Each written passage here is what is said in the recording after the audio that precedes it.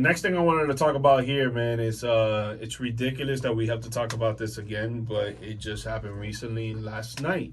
The Golden State Warriors visited the Memphis Grizzlies while the Golden State Warriors and the Grizzlies were going at it. We're very till maybe like 2 minutes left into the game where the Warriors really took off. But the storyline behind this game was that superstar guard John Morant did another gun gesture during a game.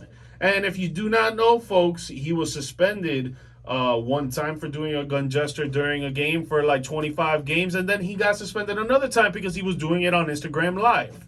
Now, this is the third time, and this time he was provoked by Buddy Hield from the Golden State Warriors that he was doing it off the bench. But Buddy Hield has never been in this situation or been in trouble because of this, right? So John Morant decided to do it back to him, and this is the third time that he does it. What are your thoughts on this about John Morant doing the same mistake over Coupled with over? the gun thing in the club, coupled with the gun thing in the car. There's just, when do you grow up and learn? You know, I don't want to blame the circle around him because I do. I hate that crutch though. I'm gonna use it. I don't mind it if this is John Morant's brother doing it because he still lives the normal daily day life. He still never moved out of the hood. His family's still in the same place. They still live the same life they were doing before. When you're the guy in the circle, it's not up to everybody else to step up. You're the leader now. You're the moneymaker. You're the star. You're the person who has the most to lose. It's time to grow up. Period. And I hate it for him because it's like, you just came off an injury last year as well, and you're finally, the team's doing well. Coach gets fired mysteriously just like a week ago. Because he wanted to do the gun gestures. Yeah, like I said, because he stood up for gun safety or something, and now he's gone, right? So it's like, I don't know what's going on with that, with Jenkins being fired, but less than a week later, Jaw's back to doing the gun stuff, right? Very annoying, very frustrating for a guy who has so much talent. If he was shooting on the court as well as he's trying to shoot off the court, I would be very happy with his game. But he's not, right? He's not developing his three. He's not doing anything like that. He might be taking more threes, but he's not developing his game in that way. He's just not focusing on the right things. I try not to be too hard on this one particular moment because, it's one of those things like, I taught second grade for a little bit. Odd, right? I'm not I don't curse much. I'm not one of those people. But, when you're just yapping and yapping, maybe something slips here and there. When you're teaching in front of a bunch of kids, you can't do it, right? You got to stay focused. It doesn't matter what it is. I could see how something like that could slip out. He's just getting egged on. He's in the moment. He's always kind of done that and whatever. But when you have 6, 7, 8 other examples of being boneheaded, it's kind of hard to defend it. It's very sad to me, man. It's very sad. And where I do agree with a bit that you're saying, but I disagree in the fact that it should be a part of his circle, because when it comes to players or when it comes to athletes that are really trying to make it to a professional level, they need a support system, right? Everybody in that support system has a role so this person can shine, and everybody in that circle has a specific role, a specific contribution for this player, for this athlete to have success, so everybody in that group can have success. And if you're not playing your role, just like an NBA player that comes off the bench or is playing behind the second superstar, the first superstar of your team, you're not doing your role. You're supposed to be a 3-and-D guy, and you're not playing defense, and you're not hitting three-pointers.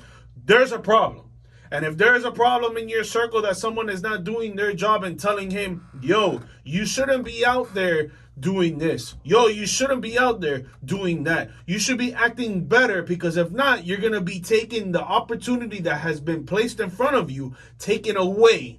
And you're going to be crying later on like, wow, bro, I was young, dumb, and naive, and I should have changed up my tactics. I should have changed up my character on the court and whatever. Like, dude, if you like guns, that's cool, bro. I'm a person that likes guns. That's cool. But you're an NBA player. The NBA does not want to be associated in this whole gang affiliated stuff, which I don't think he's gang affiliated, but the way that you do the gestures, it kind of perceives as that.